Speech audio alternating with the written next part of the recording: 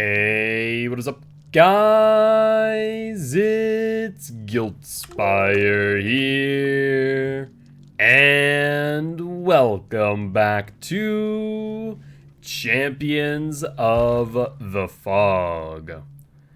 We are here today with I think this is our first match of round 7, actually. I was about to say round 6, but this is our first match of round 7 between 4 Dwights, 1 Locker versus Dead on Second Hook. These two matches on Sunday, actually, some really important matches, as 4 Dwights, 1 Locker and We Can't Loop, I do believe, are tied. It's either We Can't Loop or We Overslept. For some reason, I always mix them up. But either ways, today we're here, 4 Dwights, 1 Locker and Dead on Second Hook, and I am joined today by Fire Gems. How you doing today, Fire Gems? I'm doing pretty good. I'm pretty tired. Just long, chilling all day. Long night, a long day. Long day. Doing community streams, playing with viewers all day, and after this, I'm actually gonna be continuing that. Very nice, very nice. Well, as a reminder, with that being said, Fire Gems does stream, so if you are interested in jumping by saying hi, you can always find Fire Gems over on twitch.tv. Indeed. But with that being said, we should be getting this round started up soon.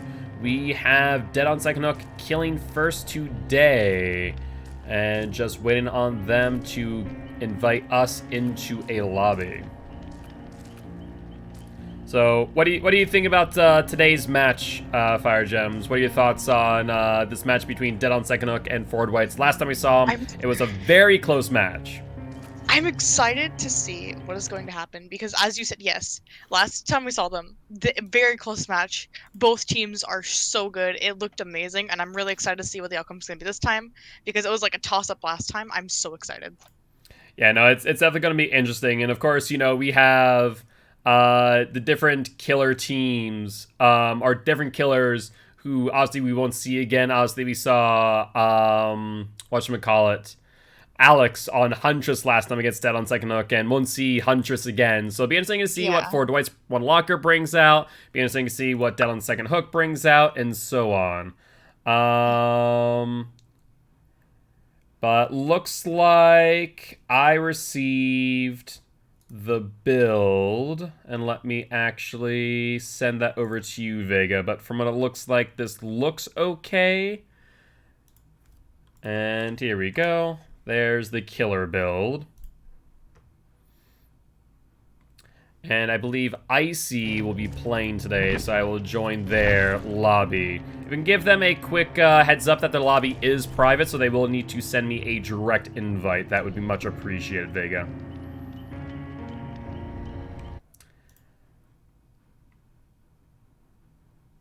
And I believe 4 Dwights is just waiting on getting into lobby prior to sending builds. So we're getting here slowly but surely. A bit of a slow start this round, but I imagine that these two teams are raring to go. I agree. So let's take a look. What maps are we on for this match? I believe it is Ironworks of Misery and the Pale Rose. Oh, Pale Rose. I hate Pale Rose. Yeah, this is, I think, going to be one of our few times that we're going to end up on a Backwater Swamp map. So it'll be interesting to see, who everyone brings to that map specifically. Indeed, I agree with that. Ironically, we had a Backwater match earlier, and I ended up running a Huntress around Shack, and I was like, guys, I'm so greedy. I'm so greedy that Killer Shack window just reopened and God Pallet's still up. I vaulted the window, she missed a hatchet, and then she stopped moving. 2 seconds later, DC. Sounds about right, sounds about right. Yeah, I felt so bad, and then there was Bloodborne, and I didn't feel as bad.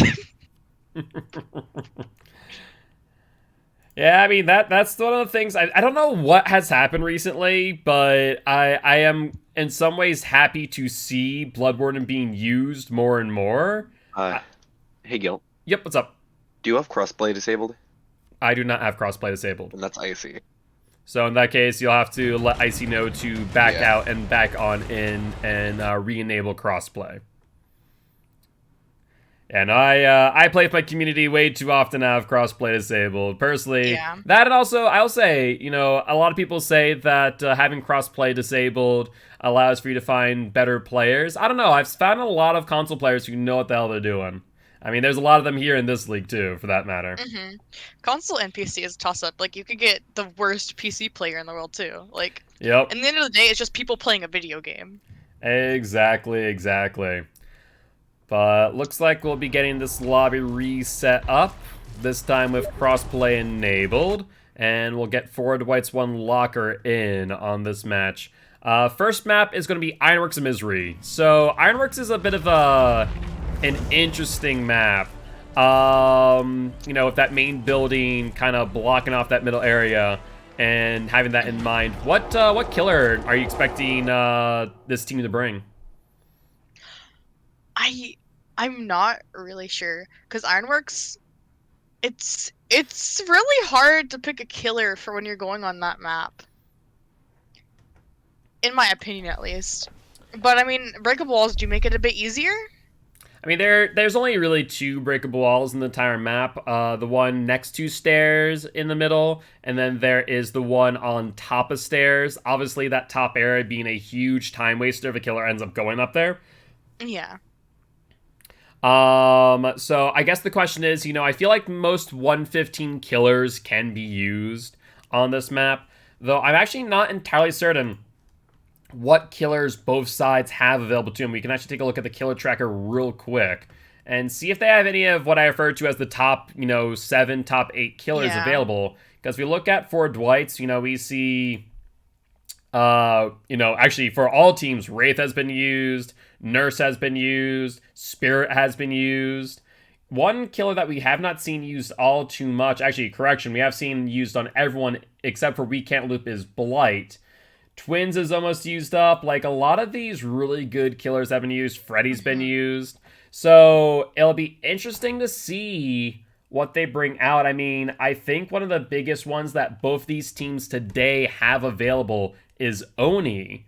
So I would not be surprised to see an Oni played today. There was an Oni match last night.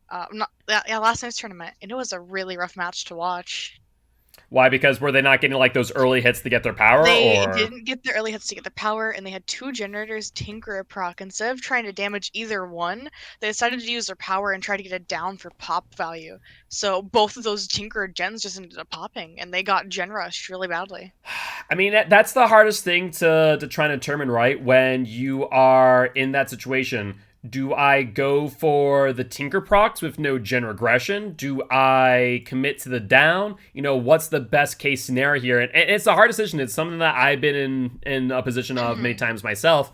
And I honestly think that losing to gens sometimes is the better bet. But with an Oni, being able to simply zip on over to that generator at will, and to, for all intent and purpose, get that down on spot, especially if Tinker proc. Honestly, I think that may have been the better move, yeah. I don't know. I feel like that could have been the better move, but at the same time, like, one gen that was tinkered was next to them when they used their power. Oh, I would have damaged that generator and then done something, because that generator that he like left afterwards just got popped. Yep. Yeah, I mean, that's the biggest thing. You need to figure out what gens are popping off of Tinker owned first, what gens are closer, which ones are further away. Based on the amount of time that it took for the gen to get tinkered, do you think there's two people, one person? Especially at like the beginning of a match when you see a Tinker proc like right away, like, okay, that's a 2-person gen, maybe even a 3-person gen. And sometimes you have to just go, all right, maybe I should not commit to this chase. So it is very interesting how you can work around Tink. There was a lot of overcommitment in last night's matches. Yep. Yeah, we saw that with Legacy and Torment as well, where we did see a few times with Legacy overcommitting in chases in just some bad areas, resulting in some really significant gen pressure by the survivors. But yeah, yesterday it was Dazzy. They were playing Blank, and they were really, like, if I remember right, it was a Nancy. Nancy really did something to Dazzy, and Dazzy was just so hardcore committed that they lost like 4 generators. Like, Dazzy even did Dazzy even got window juked, like where you walk up to the window and they swing. Yep. That happened to Dazzy, and Dazzy was just so focused on Nancy after that and a mini teabag that they lost so many generators. Yeah, sometimes, you just kind of get hyper fixated on one survivor and you kind of just fall under pressure. Also, depending on the state of the match, who knows? Maybe this, we're like, okay, I'm going to end up losing this one. I think I'll just overcommit and have some fun, which could be another possibility. I think 16,000 DPI, and that was just like, my head hurt. They got a good flick or two from it, but like, oh man. Yeah, I still have a bit to learn on Blight, but my DPI ain't that close, that's for sure. It was so high. Like, that's DPI that like I picture like on a Widowmaker in Overwatch or something. Well, I will tell you what, we're definitely not going to see a Blight today, that is for sure, based on... There's been a lot of Blights. Yes, there has been a lot of Blights, and for good reason. They're an S-tier killer. You expect by this last round, you're probably going to see a lot of these S-tiers come into play. And it does look like, if I'm not mistaken, Vega, that all the builds should be good to go. We are good. Awesome. I will switch over to Spectator and give them a go-ahead. And that being said, this will be our... Actually, real quick, just want to make sure. Can you just confirm with the killer that we did change the map? Just want to make sure before I do switch over.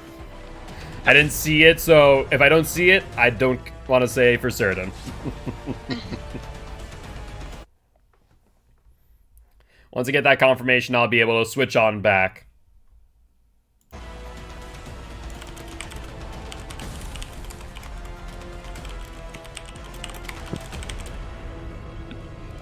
Alright, perfect. Looks like they did, and we are off to the races for our first match of round 7 on Ironworks of Misery. I also need your screen share, Gil. Yes, thank you for that reminder. Almost forgot about that too. Alright. And we are live. Alright. So, like I said, looking at the killer tracker as we were talking, I saw a lot of Bubba still available. I saw Oni still available for these two teams. Some other thoughts there. If I'm looking at this, Dead on Psychonook has Hag available to them, and Huntress too. So, I think there's still a lot of good picks for Dead on Psychonook. And actually, one thing I did note just now, Fortnite has Pig available, and Dead on Psychonook has Freddy. So I would not be surprised in the slightest to see a Freddy today from Dead on Psychonook. I would not either. I also maybe wouldn't be surprised to see a Hag. Yeah, it depends. I feel like on Pale Rose, probably not. Strange enough, home field advantage, not that great for Hagatha. Yeah, Pale Rose is not that good for Hagatha. I can picture Hagatha on like the first map that we're gonna get though, because like I've seen some good gameplay from Hags on that map. I've also seen like a 45-minute match on that map. I mean, that's more often than not due to people immersed out in the outskirts. But speaking of Onis, we do see an Oni spawn up here on top. And that actually is a really good spawn for a lot of reasons. One of them, A, you get rid of that door early. But B, because you get that elevation, you usually are able to find its survivors early, which can be a little bit difficult on this map at times. But with that being said, Oni does get that early hit, and that's what you really, really need as an Oni is get your early hit, get your power going, and you then have to make a decision, do I just commit to the chase, or do I go for someone else who is not injured, but goes for the commitment, gets the down. Oh, I think that was a totem there. Yep. Yeah, it's one of a couple things, and we won't ruin the surprise. Of course, we do see Ruin out and about, but who knows what that second totem might be.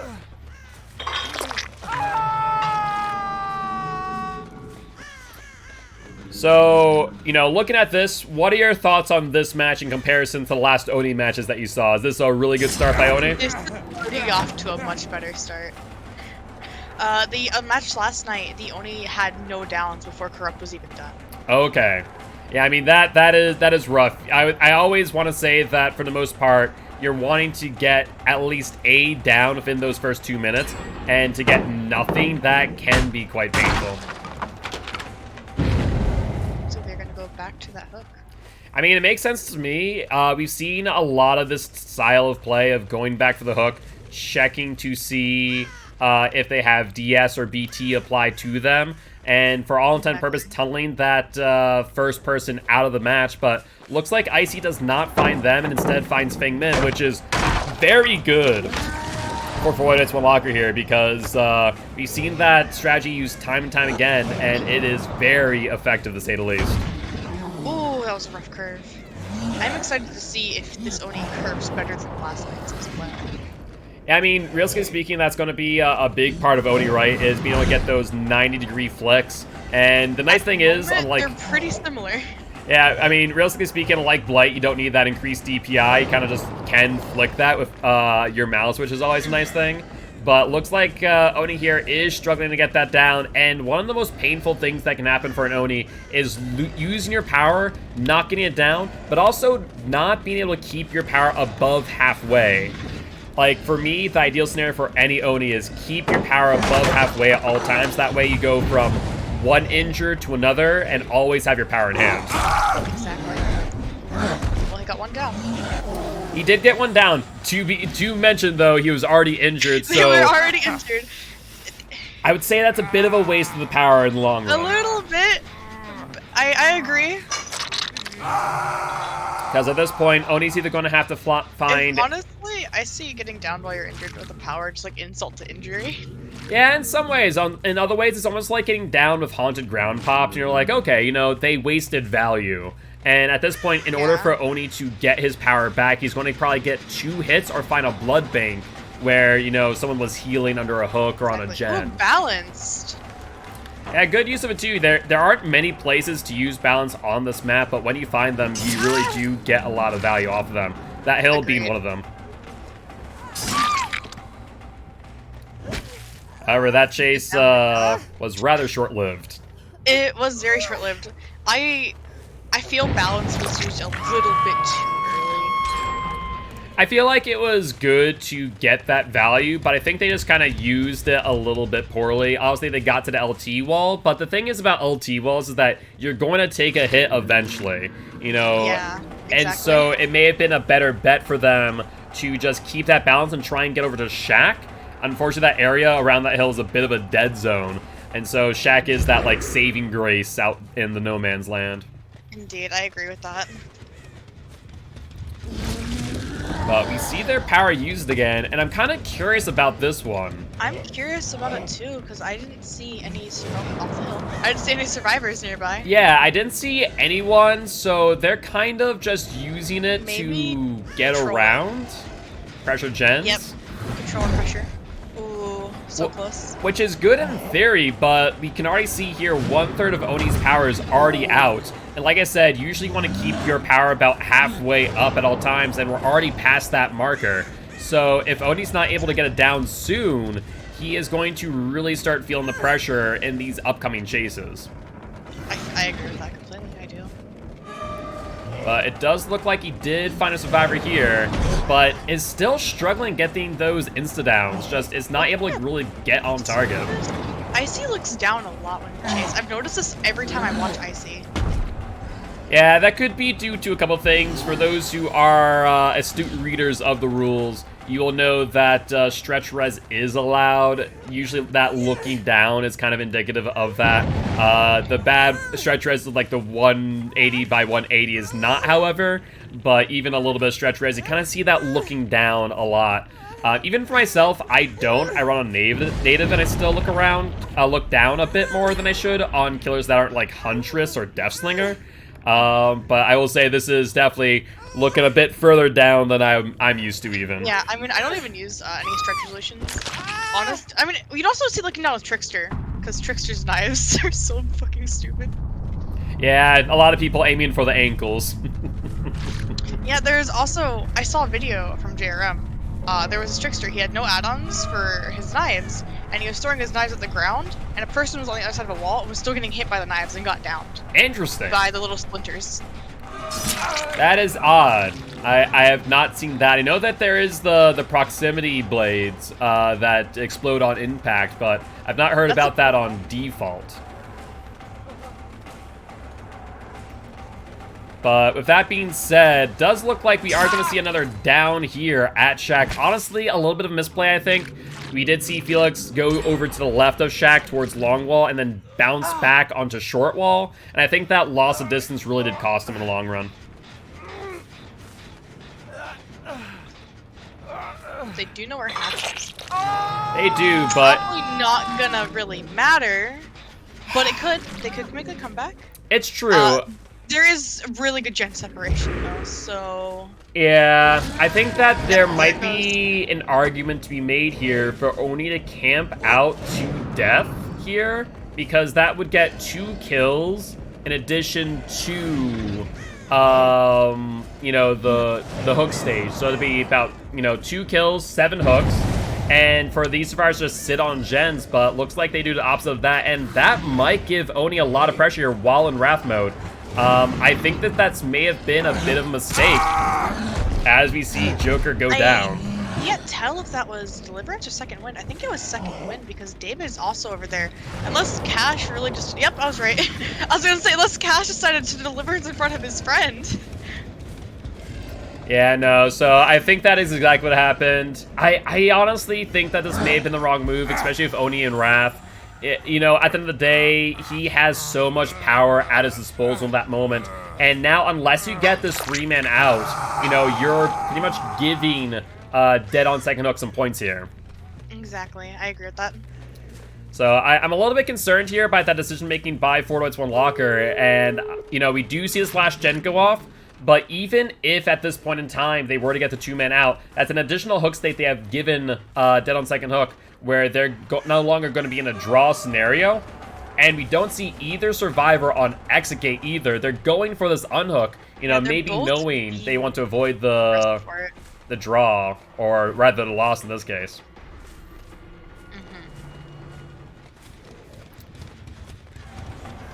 Yeah, I feel like with Luma being chased, what I would try to do, is if I was Cash, I would go to where he's hooked, but not unhook immediately, work on that gate a bit until I know Joker's about to die, then unhook. That way you have progress and progression on the door, and you have like literally right next to the hook, so you can have a chance of... That'd be a good idea in theory, but we see here instead, I believe Felix on that exit gate. Joker now dead. I'm fairly certain Luma is dead as well, with Felix not being hooked at all, if I'm not mistaken. Nope. Oh, Felix that's first. Oh, you're right. First hook, You're right. You're right. Was on second because they. So that was the first hook for Luma. Oh wow. Yeah. That was a lot of points. I really feel like while Luma was distracting, they should have been on that other door. And then they probably could have been able to help Joker as well, because Oni didn't have power to get back over there in time. There was a chance that maybe they could have had at least a 2-man out rather than just a 1. Yeah, I mean, I just think that they misplayed the unhook in Wrath mode, to be honest, and they ended up giving, what could have been a 2-man out down into a 3K instead. And so that is going to be rather punishing for 4-1 Locker going into match number 2. It is going to be extremely punishing. I agree with that. But with that being said, we do see here kind of an interesting build. Corrupt Intervention, Ruin, Undying, Brutal Strength I have questions for. I have questions with that too. I don't understand. Yeah. But... Like, I'm not going to disagree that in competitive play, Brutal Strength is a very strong perk because most survivors are going to drop pallets early. But I'm surprised not to see things like Infectious Fright instead with Rune Undying because you can slug out, get that, gen pressure. Let's go for down after down after down. Like, that's how at least I would have played it. But maybe Icy knows something that I don't. Maybe it could also be, as we saw, Icy wasn't the best when it came to his curves, so maybe he figured maybe Infectious Value wouldn't really be valued towards them? Maybe. Yeah, we did see, for the most part, they did suffer on those curves and just were not able to get downs consistently while using Demon Dash. And they really had to rely on, like, getting up into the survivor's face to ensure that insta-down. So maybe that's a good point. It did go better than last night's Oni, though. That is fair. But at the end of the day, we always have room for improvement. But with that being said... I agree with that. There's always something new to learn, and there's always room to improve. Exactly. But next thing we'll be doing is switching over from Ford White's One Locker playing Survivor over to them playing Killer. So we'll be getting their builds here momentarily. And once we determine the Killer, I'll make that announcement. I imagine it's going to be one of two people, either Alex the Plug or Gothergy. Though I have no idea who will be who. I don't think I've seen Goth play Killer. I want to say, did Goth not play Killer on their first appearance on Ford Whites? I could have sworn they did. They may have? Yeah, I'm not entirely certain. Maybe it could be. I just remember Alex more because the freaking bulldozer. Fair. You know, Alex with the bulldozer hatchet. So, out of curiosity, for those in chat, you know, what are your thoughts on Brutal Strength there? What perk would you thought to see a little bit more in that situation? Honestly, for pubs, I bring Infectious Fright. For Comp Oni, though, what would you see instead? Like a Sloppy Butcher? I could see that. I could say Sloppy because, like, you'd want them to be healing. You don't want them to be healing for power. Yeah, I mean, that would make sense. The longer the heal time, that additional, what it would be, I think it's, what, 16 seconds when you get healed normally, so that'd be an additional 4, so an additional 20 seconds. During that time, they're going to be losing blood orbs, so you can find more of those little pockets of blood orbs available to you.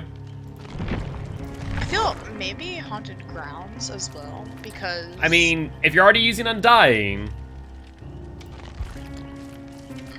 that would make sense, yeah.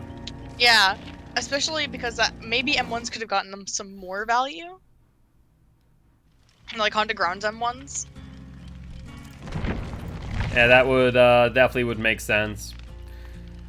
But either ways, I mean, whether or not Brutal Strength really got value that match, you know, ended up still getting the 3K. And with that being said, I don't think we actually did a point check. What are the points at the end of that round, Vega?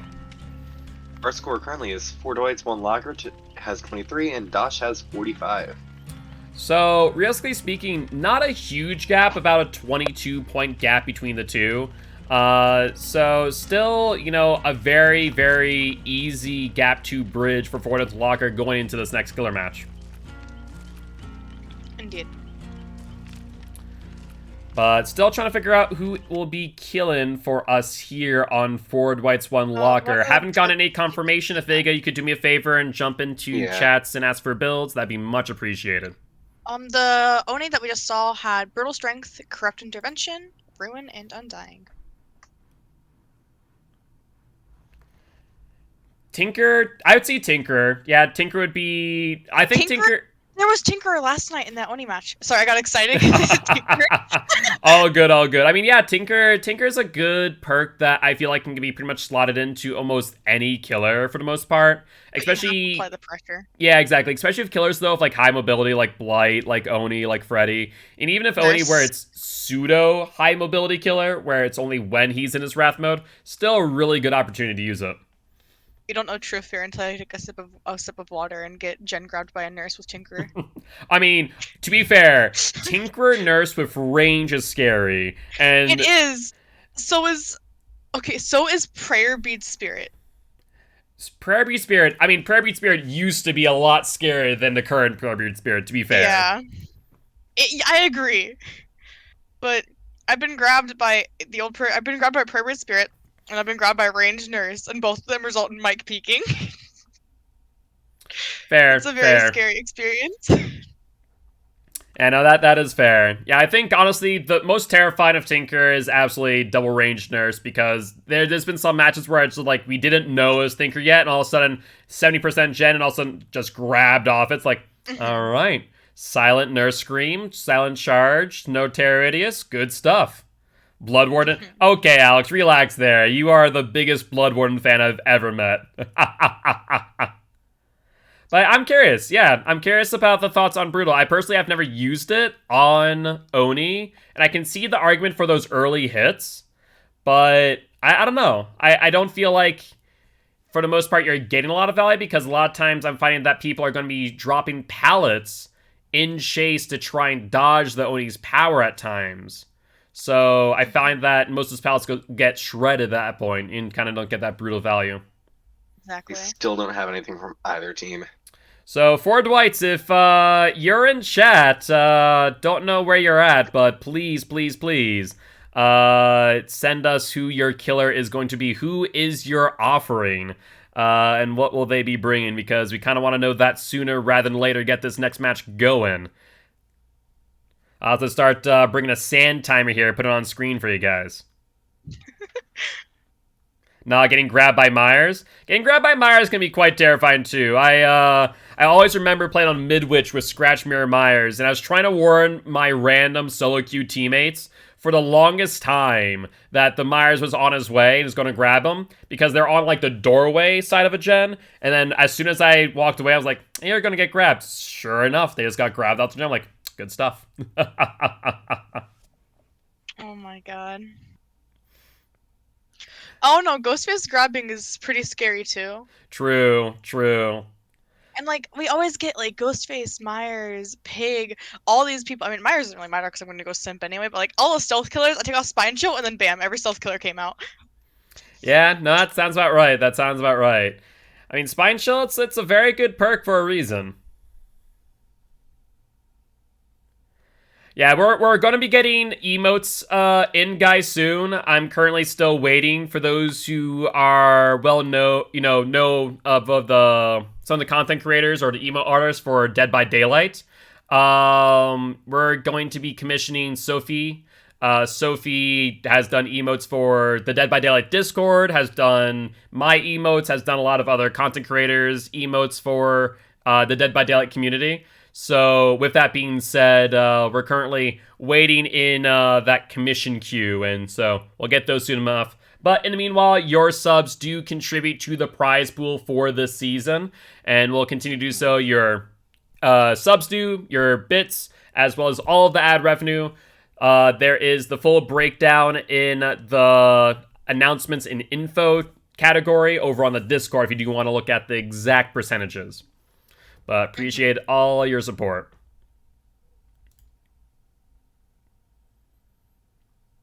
And believe we're currently waiting on Cade, I do believe, based on what I'm seeing here from Ford White's One Locker. Yeah, that's what I was looking at. So with that being said, I don't think I have them added. Let me see here. I don't have them added, it would seem, so I might need a member of Ford White's One Locker to invite me to the lobby so I can add them for next time. I did see Psycho out there into chat. It is Cade that you were looking for. Cade is killing first. Perfect. I do appreciate that. But yeah, so I'll need an invite to the lobby or have them add me accordingly. That's why you should never play solo queue. I mean, to be fair, I try not to play solo queue, but sometimes it simply can't be helped. Sometimes Guild doesn't want to put up with my Medal of Man No Mither. Medal Man No Mither, I swear to God. Me running Medal of Mither, moonwalking behind you. Invite from Harley soon. Repeat that, Vega? You should be getting an invite from Harley soon. Alright, sounds good. I do appreciate the heads up. So, in the meanwhile, obviously, we saw Oni from Dead on Second Hook. Ford White's One Locker, similarly, has Oni available to them, so would not be surprised to see that. They also have Bubba, they have Pig. Other than that, they do have Executioner as well, actually. So, I would not be surprised to see maybe a Pyramid Head in this situation. I wouldn't either. Are we gonna have a recap? Basement Pyramid Head? That was funny, I will say. I didn't realize it. I didn't realize it was happening at the time while I was playing. For those who weren't around, yesterday I streamed my match of Sample Tax versus Cerebral Assassins, and I used Pyramid Head on Suffocation Pit. And since the 3-gen was over on mine side, I pretty much just sat on that side the entire way through. And every single hook ended up in basement. Without fail. And so if you check out my YouTube, you're probably going to end up seeing a basement Pyramid Head and comp question mark video going up soon. Which is, it was pretty funny when I look back at it in retrospect. Yeah, and for context, this wasn't even, not even a build for basement. Yeah, I mean, it was just that I kept on making sure the pressure and pressure and pressure over by that dead zone. And since Space was right there, like, why the hell wouldn't I put you down there? I was like, it's a bottleneck out, so let's do it. Exactly. Do I think Pig is high tier or something? I don't think Pig is necessarily high Pig is tier. not really, But at the because same depends on the time, the traps. nice thing about Pig, kind of like Oni, if you can get those early downs, it can really slow down the game. And so if a team is ill prepared to play in that mindset, you're going to see them fall apart quickly. And I've seen that happen time and time again. So do I think Pig is high tier? No. But at the same time, I do think that teams don't practice enough against Pig to have a strategy for when people get bear traps that are active on, especially with Tamper Timer. So, I don't know. I truly think that Pig is underplayed and undervalued in some cases due to that. I agree. That'd be my main argument there, is that though Pig is not A tier, I think that Pig is good enough to really shake up any team's plans. But looks like we do have everyone in lobby now. Let's make sure that all the builds are good to Builds are go. not good yet. Builds are not good yet. Okay, I do see the majority of the survivor builds, which is good news. Taking a look at those real quick. Looking good on those thus far. Excellent. It looks like we're just waiting on the killer build as of this moment. I don't know, I'm kind of intimidated. It's a level 1 Blendette with Firecracker. Level 1 Claudette Firecracker. I guess it's a P1. And they're in a Blendette outfit. Yeah, it's a P1 at the very least. A P1, level 1, you know, probably doing what I was doing, which is I'm doing all my P3 survivors now. Possibly, but just imagine, you're playing Killer. You don't see anything in the bush, and then all of a sudden, Firecracker. Yeah, that's true. That's true. And also, Techno, I will agree with you about Pig. I would say low B, if not C tier for Pig. But because she's so RNG dependent, in one end, she's unreliable, but that unreliability and RNG that Pig has is what makes her, and this is not a joke, this is not a joke, one of the most lethal killers in the game. If you're looking kill ratio wise, Pig actually has the highest percentage kill rate of any killer, but that's strictly because of the RNG with their bear traps. So, And if you're in a real match, if you get like it's Amanda's letter where it's 2 traps, right? It's Amanda's letter, and it's basically Scratch Mirror Myers in a nutshell. Yeah. Would I ever say Amanda's letter's good? No. I once had one pig where they had 2 traps and they had Tamper Timer, and I didn't get it off on my first game, and so I only had 1 left, and they just crouched in front of my game and nodded at me while my game was active. Yeah, I mean, that is a potential play for a pig. You know, you don't initiate chase, and you end up just sitting there and watching the survivor pretty much die on point. Yeah, it happened in an exit gate, and it was end game. So I went into the gate and just killed myself. Yeah, no, I think I did that. Oh, what was it? I feel like we're at the end. I body blocked to try and get someone out. And what I ended up doing in the long run is that I got a bear trap that was active on. I was like, you know what? I'm not going to die by your hands. I'm going to die on my own terms. I just walked out the exit gate and died. No! You know what it reminded me of? So, there was one match. I was talking to a friend of mine, but there was someone on hook. Gate was open next to this person on hook, by the way. They were on hook with an active game on their head, on a hook, by a door. I unhooked them, and she sprint bursted to the door and instantly died. Ooh, yeah. And I was just crying. Yeah, that's something, like, it doesn't happen enough that I feel like most people remember that fact, but absolutely, it's one of those little-known facts. I feel like it's also a little-known fact. I have a lot of newer killers ask me, why are they running out the door with a bear trap on? I feel like a lot of newer players don't realize that the bear traps only activate after generators. Gil, I don't think Adrenaline was unbanned, was it? Adrenaline was unbanned. It was. It was updated in the rules. Adrenaline is unbanned. They did fix it, thankfully. Have not had any Adrenaline haste issues thus far after the mid-chapter update. So you guys are good to go in that regard. I'm gonna be honest. I actually didn't notice the adrenaline like change, but then again, like no one I play with runs adrenaline. Yeah, it's one of those things that it was an inconsistent bug, but when it happened, it was rather significant because you never lost the haste. Thankfully, after the mid-chapter update, I'm trying to think of the most prevalent bug, and it's just the prove thyself quote-unquote bug. For those who don't know, it will appear on your screen like prove thyself is stacking if more than one prove thyself is on the same gen. It actually isn't, however, which is the good news. It's a visual bug and not an actual bug that is resulting in generators getting done even faster than normal. Dude, if it was actually bugged, what I would do for prove thyself, for a commodious, for brand new parts. Well, I had someone the other day. I thought for a moment that the prove thyself bug was a thing because I had 2 survivors with 2 brand new parts on the same gen and it got done in an instant. I was like, what is going on? Man. But we are jumping into the second match, this time with 4 Notes on Locker on Killer. So we'll take a look and see what they end up using. Like I said, would not be surprised to see Oni, Bubba. Though we're having these discussions about Pig, I still think Pig could be seen today. Maybe they're gonna bring Oni and assert dominance on the other Oni. I mean, it's possible. It would not put it past them.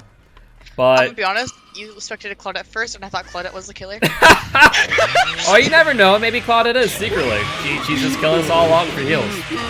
But instead of and they're using their chainsaw to get around. That's actually good. I love seeing Bubba's use their chainsaw for mobility and not just for the down. I do too. I agree with that. I'm glad that Bubba's I go against don't do it, but it is nice to see.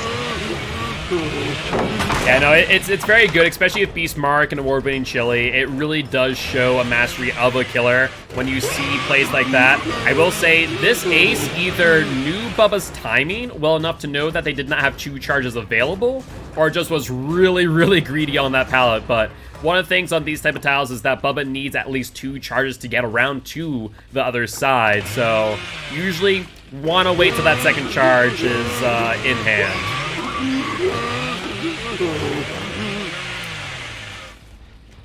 Well, it looks like Bubba's moving around, trying to find these survivors. I imagine that's going to be a balanced landing. That could not have been more obvious. Oh, no, absolutely. Only way it's more obvious if you're walking away from the killer with sprint burst in hand. Oh, good stun. Yeah, I'm actually surprised that that actually got the stun, to be honest with you. It seemed like Bubba was far enough away, but apparently not. Ooh, that's 1 gen gone. Yeah, 1 gen done, and I don't think they have enough distance with this 1 chainsaw charge. Like I said, I feel like... Oh, yes. I think that may have been 2. I have noticed something of Bubba, and this has been a visual bug for, I want to say, at least 2 updates, is where when you go to use your ability, it consumes a charge on the meter without actually consuming it. So if you're on 3, it'll show 2 on the initial charge, and then you'll still have those full 3. It's very odd. That is very odd. So I think that's exactly what happened there, where they actually, instead of having 1, which we were seeing, they had 2 in hand. Hence where they're able to get that second charge and chainsaw sweep. I think they tantrum too. I couldn't tell though. Nope, they did not tantrum. They did not. They just spun their camera. Yep. Yeah, they usually see a lot of Bubbas do that after the initial down, because obviously you're wasting time at that point. It's much better than what old Bubba used to be, which is you had to wait out all 3 charges, of course. I enjoyed that. Yeah, see, I remember, I think it was Atsdarva recently did a video of basically old Bubba using some of the add-ons to recreate what old Bubba was like, and my god, it is night and day what Bubba is now versus what he was then. It was always really great to watch, like, a Bubba with, like, going through, like, that lawn tantrum and you're just staring at them as they're... I had a bunch of Bubbas, like, whenever they would do that, it would just, like, max CPI spend, just like, I got some time to kill. I wasn't just a tantrum, is the physical fact that if you use your first charge and down someone within that first charge, Very rare, of course, because Bubba was freaking a snail's pace when Yeah. he's using his chainsaw. But you'd have to use all 3 charges before you could pick up the survivor. There's no way to cancel unless you tantrumed, which was actually faster than waiting out the full charge at times. But I did actually do it though because it gave me time to start buttons. Fair. Oh, Nia. Oh. That was very, very risky, but that life play paying off there, so nicely done by Nia. That was a really nice life. Oh, Nancy, what was that? Nancy probably, you know, once again on those LTs, you sometimes have to just take that risk that they're not going to fake it out, and that's exactly what Bubba did. The question is whether or not they have a hook nearby. If someone takes a hit, they should be off. Oh yeah, 100%. If they take it right now, they got the shoulder. It might even right in front of the hook, but thankfully for Bubba feel here. like, from that Nancy's point of view, probably was a 99 right there. It was probably pretty freaking close. No ifs, ands, or buts about that fact.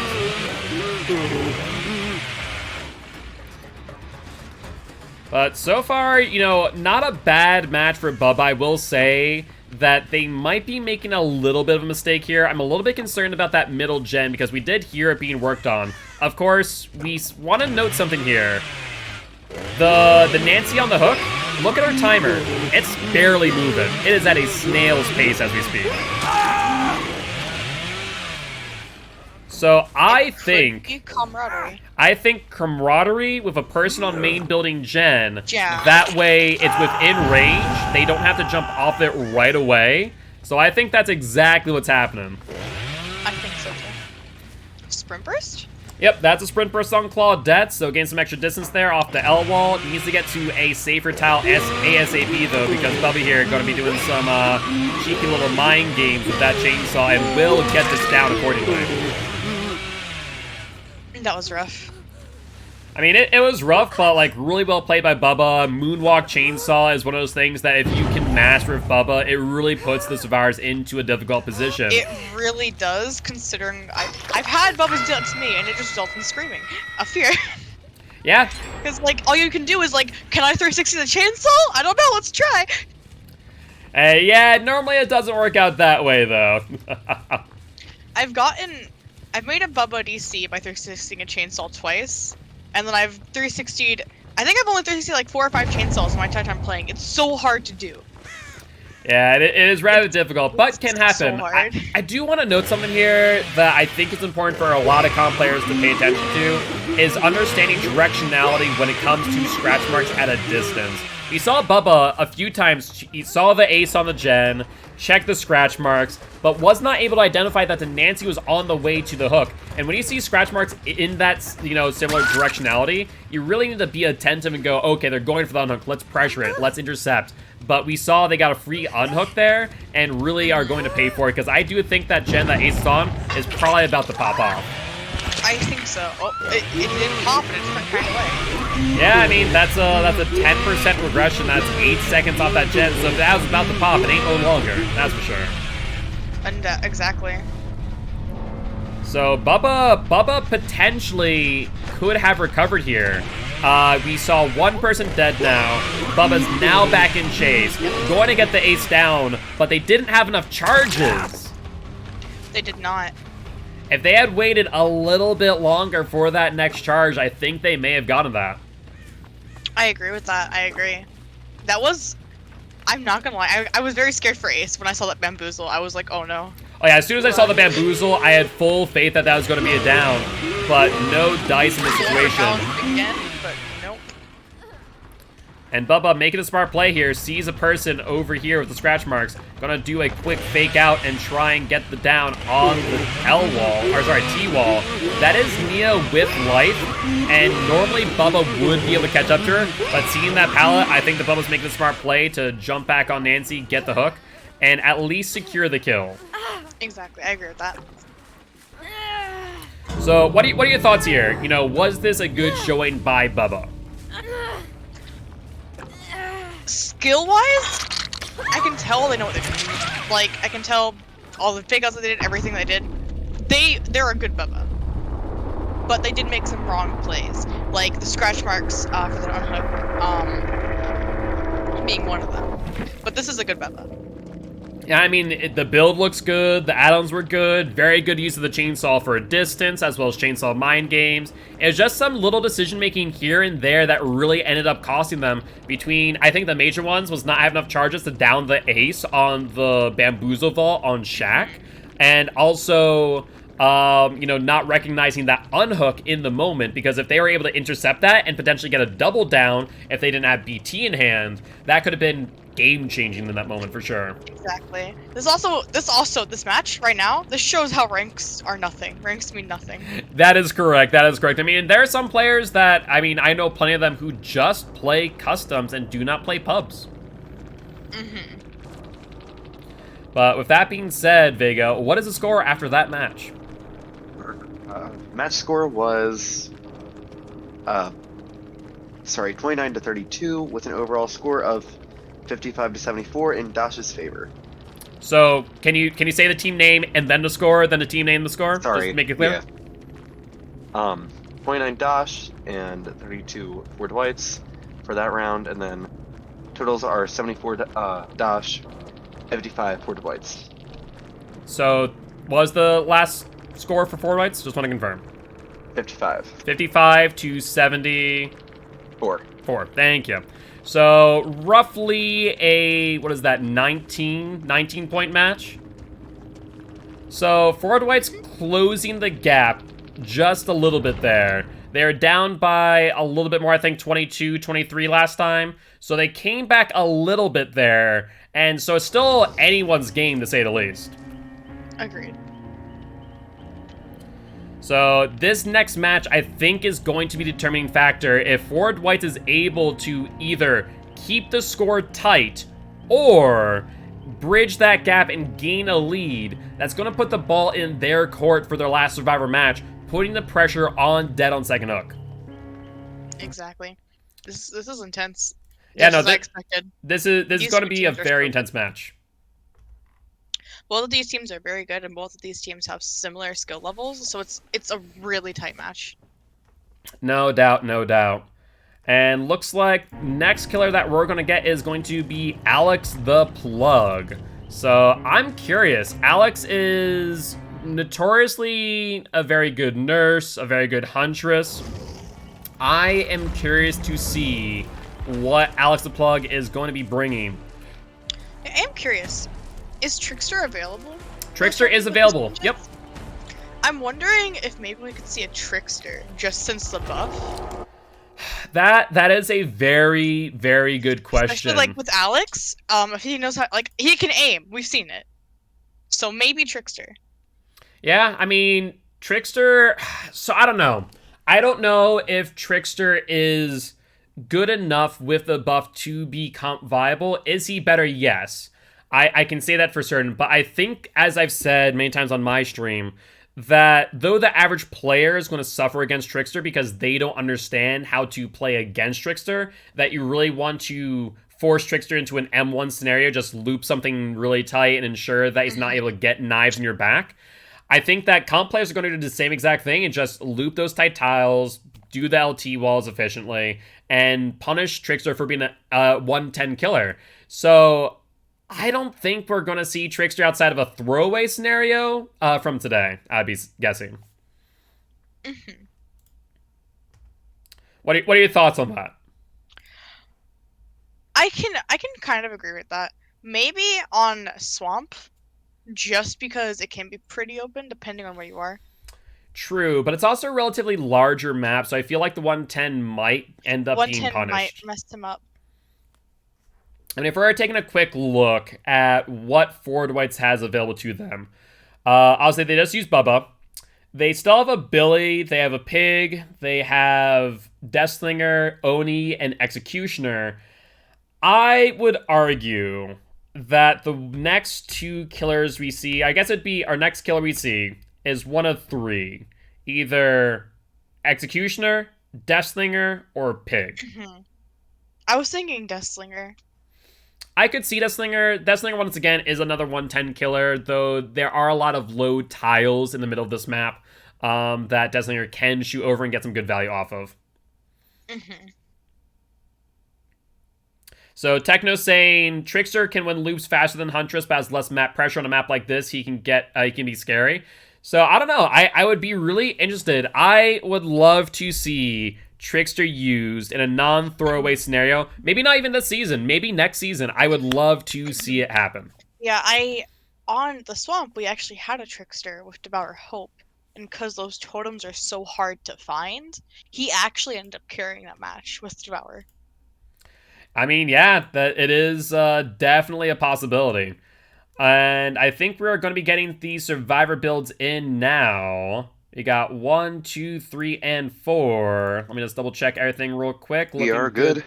Awesome. That's what I love to hear. So we're going to be jumping on into this match. I'll be giving them the go-ahead. And let's jump right into our third match between 4 Dwights 1 Locker and Dead on second hook. Although I really feel like it's going to be a Trickster just based off of... I don't know. I'm just feeling it's going to be a Trickster. I just feel it. I don't know. Okay, what do you want to bet? What do you want to bet the kill is going to be? I can't say whether or not it's going to be or not. For me, it would be surprising not to see Oni used this season. Oni is traditionally one of the most commonly used comp killers in these type of scenarios, and this map's not bad for Oni either. It's not like Blight where it's slip and slide hell. So I would be really, really surprised not to see Oni. I bet you it's gonna be a Trickster. With Alex's aim and this being an opener map, it's gonna be a Trickster. All right, we'll have to wait and see. But we have given them the go-ahead. All builds have been confirmed. We are going to be on the backwater of Swamp, the Pale Rose to be exact. And I'm always interested in seeing chat. I'm very happy to see the 1 minute delay now. I will say I can kind of take a look and see in between. And apparently Scott did analysis. He's brutal now, stronger camper as well. Lots of open space to get knives in here and 3 gen. I mean, that's a good point. I mean, that's one of the things that I've always said, that Trickster's best place is to punish unhooks. If you can be there at the point of unhook, you can shred through hook states like it's nothing. So it'll be interesting. This will be the first time, if it is Trickster, this will be the first time that we see Trickster in comp with the buff. And I would love it. If it is actually a Trickster, I'm going to yell, "Told you so" when we let in. I mean, all the power to you if you do want to. I mean, I don't doubt it, but I would be surprised not to see Oni, because this is 4 Dwights 1 Locker's last match of the season. Mm-hmm. So for me, my 3 guesses are Pig, Executioner, and Oni. Those are my 3. I feel like with the opening, hands down, my hands are tied. And the verdict is... Hell yeah! It is Trickster. And man, is that the new weapon from the Neon? Yes, he's wearing the new outfit. That's awesome. I saw a glimpse of it, which means he's got his little mask. I mean, he can lacerate me. I'm chill with it. Fair enough, but we have Trickster looking around and trying to find these first survivors. I still think that, though the map is wide open, I think the main thing that he's going to get punished for is that 110 speed, like move around the map efficiently. So we'll have to wait and see what comes of this, but I am very excited. I am too. I am so excited. I love watching Trickster gameplay. I mean, the Trickster, he is fun to play now, and in my opinion, fun to play against. I know most survivors are going to disagree with that fact, but, I am not most survivors. Mm-hmm. But with that being said, Trickster does find some survivors early here, and 2 survivors to be exact. I believe I did hear Claudette drop down, as well as Nancy.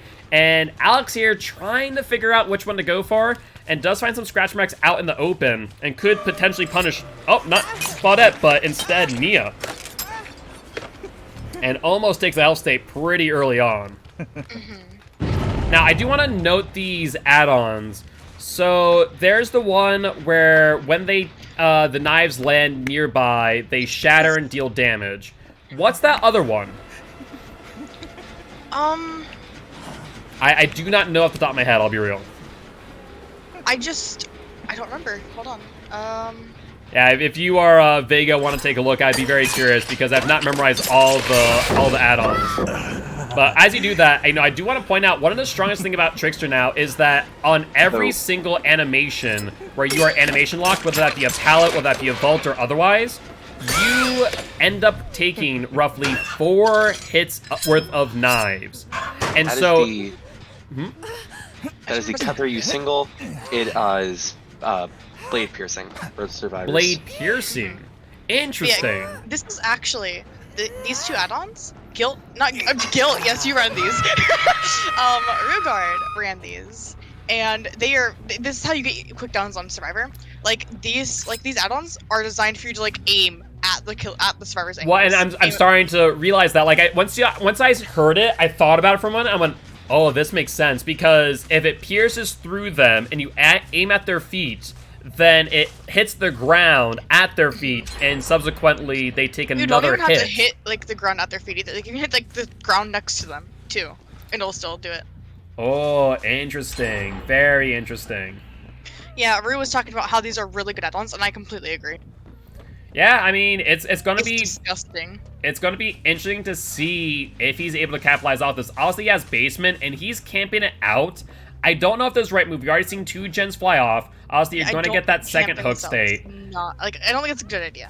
I don't know. This will be interesting to see how this pays off. Obviously, we see these 2 gens. We have the Pale Rose, the gen next to it, but there's no 3rd gen in middle. Sometimes it can spawn there, but simply hasn't. And we do see a totem get cleansed at this point in time.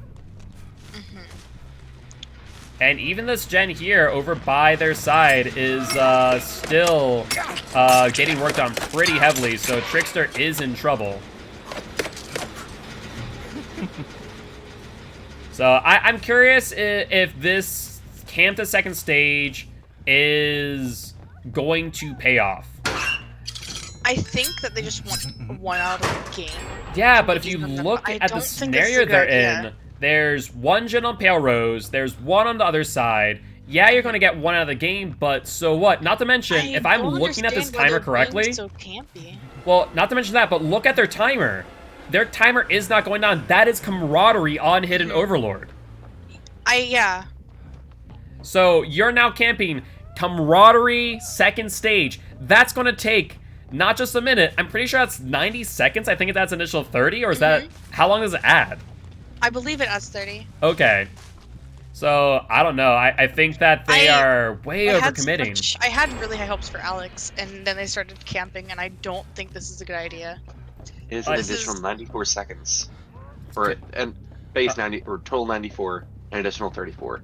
Okay, additional 34. So I knew it was 30-something. I just wasn't sure the additional amount. But yeah, if we look at this, he's wasting so much additional time. Yeah, I don't understand what Alex's plan was here. I was really excited to see their gameplay, but it's not really gameplay. It's just, let me just pull out my tent and chill. Not to mention that, but I'm not gonna spoil it, but it's counterintuitive to what their end goal is. Yeah, it's very counterintuitive to their end goal, which is why I'm so confused. Maybe Alex just had a vendetta against Hidden Overlord specifically. It's I don't care about camaraderie. I'm gonna camp you to death. What in the world is he thinking? Maybe he's just hoping for endgame pressure, which, to be fair, in pubs, I know that endgame pressure, it will go a long way, but still. I don't understand what Alex... I'm honestly a little disappointed in what I just watched. Yeah, I think that he's going to get maybe another hook. We're going to see a gen pop off here, and then they're going to get a 2-man out. On one hand, you're going to, for all intent and purpose, draw out the game.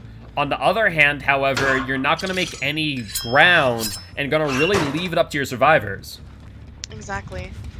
I don't know. With what we've seen from Alex, we've seen how well they play. I am disappointed with what I'm watching right now. Yeah, no, absolutely. This I'm very to me, if I had to be real, and I was one of Alex's former teammates. If I'm being real, this to me feels like Pub's Alex. It does not feel like Alex was in the comp mindset in this moment. Yeah. This is, I'm just going to camp out this hook. He doesn't do that in Pubs, I'll be real. Even that situation there, you see the exit gate, one light, you know where the survivor is, you don't go for it. Like, you could have pressured that exit gate and got You could've another thrown down, knives. potentially. Even if they hit that door, like, the knife would have still pierced. I don't know. I don't know what the thought process there is. Because they could have interrupted the exit gate. They could have got another down. Yes, the other person would have got off a hook, sure, but you still get an additional hook stay out of it. I don't understand, but I am actually genuinely so disappointed. Like, Maybe another... I don't know if you can hear it in my voice, but I'm genuinely... Yeah. Maybe another thing is that Alex wasn't paying attention to the hook timer, didn't realize comma was active. But like when I'm always paying attention to, okay, how much time left, how much time left. And when I saw them, I'm going, oh Jesus, comma's active and you're camping that hook. Yeah, I saw it too, but like you opened your mouth and commented on it right as I was going to, so I was like, yeah. I don't understand. Yeah. I had really high hopes. I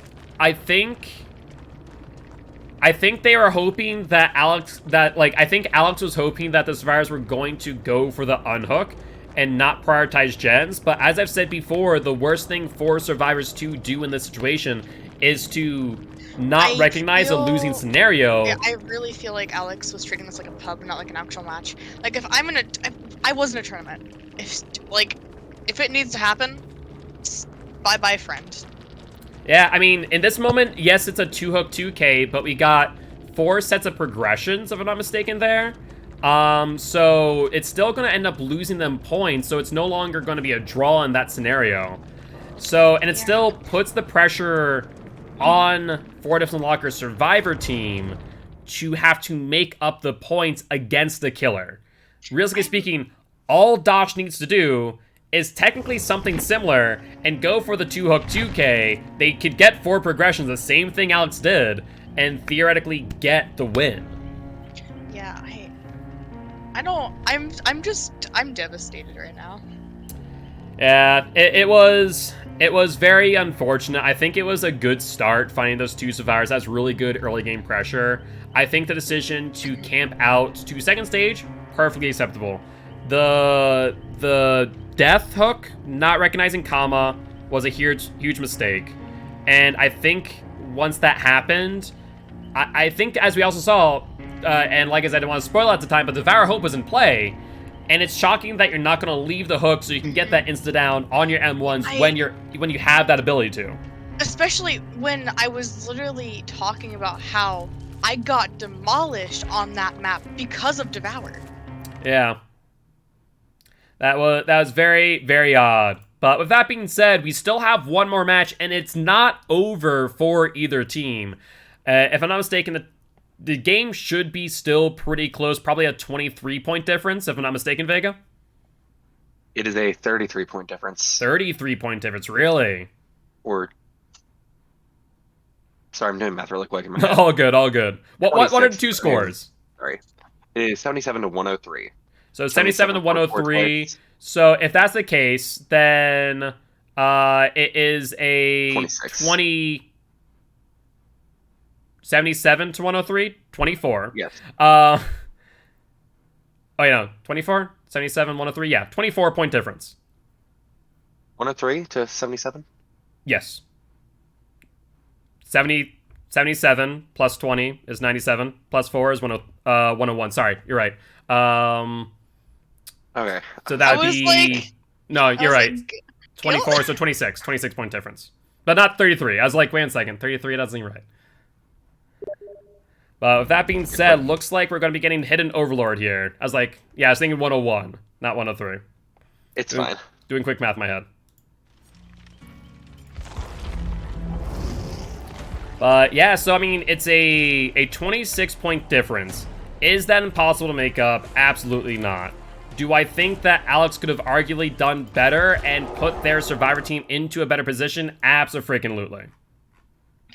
But yeah, also, slightly off topic, but if I remember right, hasn't Alex been talking about being a trickster main lately? Yes. They were saying that they had been playing a lot of trickster. Absolutely. So that just devastates me even more then. Yeah, I think what they're doing was They were thinking that the survivors were going to go for the unhook and that Trickster and Basement was going to punish them. But what they didn't recognize is that the team doesn't need to go for the unhook. They can just go for the gens instead and just get the 2-3 men out. Yes. I realize I messed up on the math. I'm paying attention to chat. I'm trying to get the game going. I'm talking on stream. Give me a break. That's all I'm saying.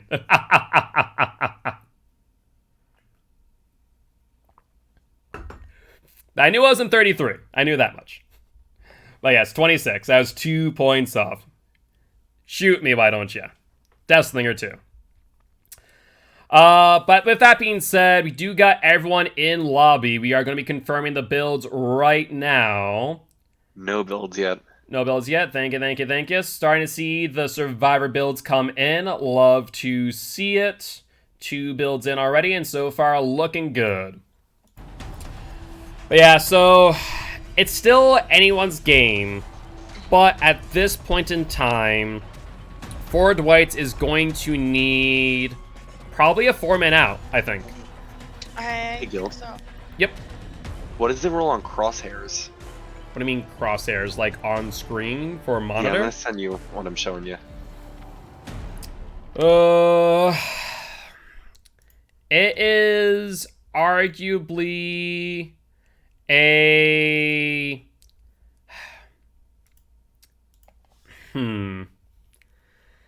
Most game monitors come with crosshaired ability, and theoretically speaking, if you really wanted to get that ability, you could just put a piece of freaking tape on your screen for the middle screen. Do I think it's necessary for most people in comp? Probably not. But at the same time, does it give you an inherent advantage? Not necessarily. Would I like to see it off? Do I have faith in these competitive players to be able to play without it? Definitely. But I have nothing to rules against it, and when it came to J-flicking and DPI switches, I deemed it a hardware exploit that was impossible for me to police. And very similar in this case, if, I would not be able to police this either, considering it's a hardware modification. So my in-the-moment ruling will be that it is fine, by which I would have faith in you guys as competitive players not to need it. I'll put it that way. Man, I still want to see Trickster gameplay, but I'm just so bummed. Yeah? I'm so bummed. It is, Yeah, I'm just at a loss for words. No, absolutely. And I'm just Psycho. quietly staring at my desk, just like staring down, just like, okay. And real quick, just to address chat, Psycho, I do agree, like I said, that crosshairs are fine because I can't police them. I can't really regulate them, and thus because of that, I think that kind of just move on from that subject. It's impossible to police. And due to that, do what you do, but I would have faith that you guys don't need to. Yeah, I would hope that you don't need to. And I mean, be honest, the crosshairs in the game actually don't help on every killer. No, I mean, most of the killers I'd say helps is Huntress. I remember when I was learning Huntress, I would be lying to say if I didn't enable crosshairs on my monitor to learn how to play Huntress. I did a crosshair match with Huntress and got 3 DCs, and I was like, okay, turning that off. Yeah, and so that's the thing for me is that was a way for me to learn Huntress, and it was definitely, for lack of a better term, training wheels. And then after that, I took that off. I tried it on Trickster, like I tried the same crosshair, and Trickster with the crosshair is actually kind of harder. Like, really? It'll be aiming where your crosshair is, and the knives will like go downwards slightly. Well, the thing about Trickster, right, is because they have variants based on the hand throwing them. It's the one thing I actually hate about Trickster, but at the same time, it's like, okay, I see where they're going for, I guess, a little bit of quote-unquote realism. You're throwing from the left hand, it's going to be a little bit farther to the left. Throwing with the right hand, it's going to be a bit farther to the right. It's never in the center, and that's one of the things there. And that's why the crosshair for Trickster doesn't really work well, in my opinion. I mean, I've literally tried it, and it didn't work as well. Like, it's hard. Yeah, I mean, exactly. when you're looking at Trickster, it looks like he's fishing. He's like swimming in the ocean. That makes sense. All right, Kieran, freaking meme lord using crosshairs on a nurse. But yeah, no, realistically speaking, it is not in the rules. I have made it clear here that crosshairs are allowed since I truly cannot police hardware modifications like that. I mean, like I said, if you really wanted to, and I said, you can't use your crosshairs on your monitor, you could just put a piece of tape on your monitor and I would never know the difference. It's impossible to police. Yeah. So You with could that literally being just said, you guys are perfectly fine using crosshairs. At the same time, like I said, would think that you guys wouldn't need to use them. You can use crosshairs, but Guilt and I will silently judge. Just a little bit, just a little bit. But looks like we got the survivor build. Looks like we got the killer build. We're all So, good. oh, is that We're all good. good to go? So let's switch on over and jump on in. Man. I honestly don't know what to look for this next match for Killer. I mean, if I look at the killer tracker real quick for Dead on Second Hook, much like how I was surprised not to see an Oni from Forward Whites, I'd be shocked not to see a Freddy. I'll be real. Freddy in the poll. Yeah, I mean, Freddy would make a lot of sense for me. A lot of really good pressure. I hope that we see a Trickster next season. I think we'll see Trickster more, but realistically speaking, I still don't believe he's going to be one of the top 7, top 8, even top 10 picks for most teams. Mm-hmm. I completely agree. I personally enjoy watching gameplay, especially like with his buff. And with like the add-ons, Alex ran were so good. No, they once I thought about it, it's like, oh no, those make a lot of sense, especially now where the Melodious Murder no longer reduces the amount of hits by 1. You know, you needed that second add-on, and you know that makes perfect sense to me. Yeah, when I saw him have those add-ons on, there was a smile on my face, and I was excited to see that 4K. No, absolutely, absolutely. So, I mean, with that being said, we are back on the Pale Rose.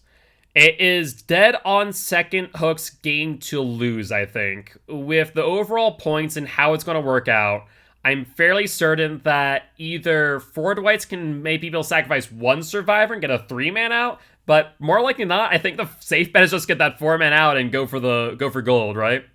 Mm-hmm. But with that being said, we are jumping right on in, and it is another Trickster! I feel like I'm just being emotionally abused. Looks like Dead on Second Hook said, okay, we saw you, Trickster. We'll give you that same respect, and we'll show you one better. We'll show you how to play Trickster I'm here. being emotionally assaulted. The teams are playing with my emotions. No, I love this. I would love to see Trickster make the cut for top 10 killers in Dead by Daylight. Do I think it's going to happen? Do I think he's going to move into A tier? Debatable. I think we still have to wait and see for those who play them often what they can do in the long run. And it's really going to depend on what we see in the coming months. Yeah, it hurts my heart right now because it's like I was talking about Tricksters and then all of a sudden, you guys, you want to see a Trickster fire? Here's 2 Tricksters. Here's your Tricksters fire jumps. Enjoy. Yeah, all I'm saying here, though, is with Dead on Second Hook responding with Trickster in kind, I think that they really do need to put the nails in the coffin. If they, go with Trickster here, but are not able to accomplish a win, it would be a little bit defeating if I was on their team. I really hope that they can get a win. I mean, it would be, like I said, it'd be really unfortunate if that was the case, but looks like we are going to get some good hits here, and one of the scary parts about Trickster right now is the fact that if you go for an animation, like I was saying earlier before we got distracted, there you can get a guaranteed 4 hits on any animation. Pallet throw, pallet vault, window vault, and if you get a 2-hit lead up, it is pretty much a guaranteed down on any like of we them. just saw right there. Felix went to grab the window and his hands were a little too... Let it go. Yeah. So we see that first hook here. We hear someone up on the Pale Rose. Will we see a camp the second stage? I really hope we don't see a camp. I mean, Oh, and... I hope you don't see a camp. I'm leaving. Okay, guys, I'm done. I'm leaving. Bye. Oh my god. I mean, to be fair, the camp to second stage makes sense. You Okay, know, okay. if you can get that first person out early, it's a lot of good value. The question is, can they really sit here while gens are getting pressure? That's one gen there. There's 30 seconds left on this hook state. So they would have to sit here and punish them when they could be at least patrolling out and watching pathing of survivors without doing this. I'm so depressed, Gil. I mean, for example, on my right now I can hear that someone's on the gen to the right of them. Yeah, there's literally someone on the generator. And they can get so much... Use your add-on! So, looks like there's a second stage. Of course, no survivors are going to come here. And they do the right thing. They will leave that immediately at the second stage. And we already see another down right then and there. God.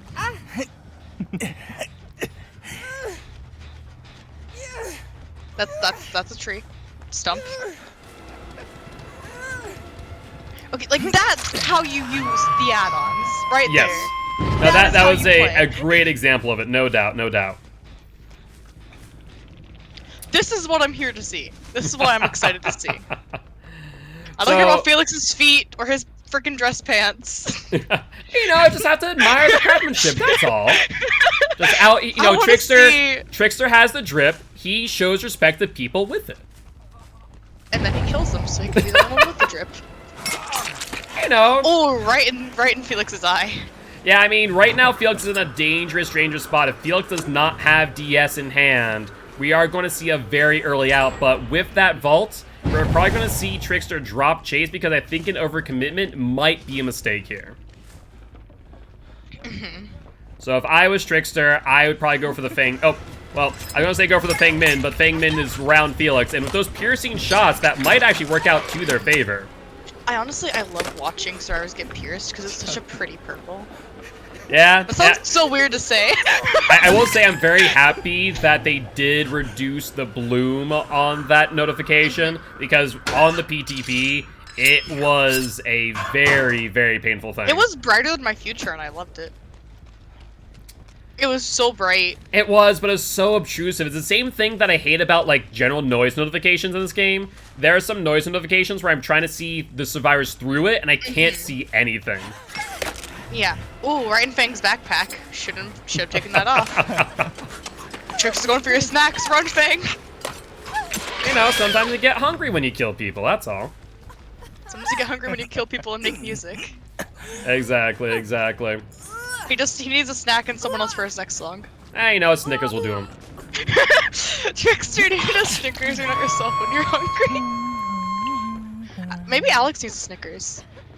Looks like Trickster does hear the Pale Rose currently active. We'll try and go for this. And we do see a Repressed Alliance. Ooh, Repressed Alliance. I love seeing that. I will say it is a bit strange to see that, as we will note that Ruin is still in play. So I'm not sure if it really makes much of a difference, to be That was honest. such a sexy down. Perfect amount of knives. And he also has his main event currently active for another 15 seconds. He might be able to get back to his unhook in time to activate it. Looks like that will not come to pass. Or, probably not. Those scratch marks are already pretty well faded. So if I was them, I'd go for that reload real quick, pressure the unhook, and try and close out this match. Luma? Second It was a wind or deliverance, I do Deliverance? believe. Yeah, I haven't seen Luma run second one, but I have seen Luma run Deliverance before, so I feel like it was probably Deliverance, yes. It would make sense to me, and we do see Quinn here, currently in chase of Trickster, and needs something, but ain't gonna get much. You know, if you drop down, you get downed. If you end up up there, you get down. There's really a lose-lose situation, and Trickster here trying to get a quick health state, but won't happen, I don't think. You And good, bud? Overlord making a decision here. Do I go for the hook? Do I sit up there for a bit? What's the game plan? I really do like Overlord's Trickster gameplay, though. This is pretty nice. Yeah, I mean, so far so good. I do wonder why they're not picking up, maybe afraid of a DS. I'd be shocked if it's not on Luma, if that Deliverance. But we have seen that mind game before, and pays for it when we see an Adrenaline go off instead. Whoa! David coming in for a body block, but I don't know. David scared me. Yeah, that was a bit surprising, but I'm not sure if that was the right move here. Because now you're put into such a scenario to where you are going to give someone a fresh hook plus potential progressions. I mean, honestly, I think that Tracer could potentially camp this for the win. Oh, look at those shoes. Yeah, you know, very fancy shoes. Maybe they were paying respect to the drip of the jacket. And look at those rings. Those are some nice rings. I've actually never noticed that detail until just now, I'll be real. I've never really paid much attention to David's hands. Oh yeah, David has a shit ton of rings. And Jake also has a bunch of rings on his black dress outfit. So the question is now, based on the points, will this one kill win dead on second hook the match? I don't know. Like, I generally don't know. Like, yes, I've made the scorecard. Yes, I made the point system. But I'll be real, once I put in the values, solidify things, I have no clue now. Exactly. So it is truly up to what comes out of this. I mean, a three. Yeah, and he's doing this with 9 knives. It is dangerous to do this with 9 knives. I mean, that is a full health state, to be fair. And if they're going for the unhook, then they'll get heavily punished for doing so. I would back away now, but they're forced into second. I mean, there's no reason to. The executes are already 99. If you back away now, there's the potential for BT. You have no place to reload near you. So I think, honestly, you've made your commitment. You have dug your own grave. If you lose the match, this is why. If you win the match, this is why. Exactly. I hear footsteps on the left. There's Felix. There's a firecracker. They do get the blind, and they do get the unhook as well. And, oh, this might be the 4-man out if they're not careful. He has 9 knives to get the down on Felix. And I don't think it happens. Did that firecracker really just save them the game? Holy hell. Wow. That was unexpected. I didn't think that firecracker would make that much of a difference. And I'm surprised that hit Overlord too. Yeah, I thought Overlord looked up in time. Also, It's gonna be close. So with I that, really thought they were gonna get that grab on. Very close indeed. what's the final score? 127 to 128. 128 for DOSH. Dead on second hook won by 1 point. Yep. Wow. By 1 point. Holy hell! Like Okay, we've had some close games, and even last game against Fortitude One Locker and DOSH was very close, single-digit points, and once again, 1 point difference and dead on second hook's favor. 1 point difference that I've commentated for. Yep. This is That's the insane. fifth I've been a part of. And it's Personally, like, I love that because that means, personally for me as a part of the people who made the point system, having that 1 point difference means that it was always a close match and either team had an opportunity to win, so that is amazing. But I will say, I am very pleased with how Overlord played that out. I really liked how they used the add-on. yeah, no, it was really good usage of Trix's ability, really good use of the add-ons. I think some overcommitment here and there on the hook states where they could have applied some gen pressure elsewhere, but they played it, you know, on a razor's edge, and it paid off to them in the end. I agree completely. But with that being said, that there is our last match of Wow. Forward White Swan Locker versus Dead on Second Hook, and I do believe that might be, if I'm not mistaken, Dead on Second Hook's first win and Forward White Swan Locker's first loss. I do believe that is the case. Someone will have to double check me on the scorecards, but I do believe that is the case. So GG, well played to both teams. Congratulations to Dead on Second Hook for your win, and good luck on your upcoming matches. Well, I guess potentially next season or potentially in the finals. We'll have to wait and see to Forward White Swan Locker. But with that being said, Fire Gems, if the viewers here today did want to go say hi to you in the future, where would they find you? TTV/Fire Gems, and I'm actually live right now with starting because I'm doing community day and playing with viewers. Awesome. And if you want to go find me, I'm your Commissioner Guiltspire. That is GILTSPIRE. I'll actually be live later today at 9 p.m. CST, so definitely come on by and say hi.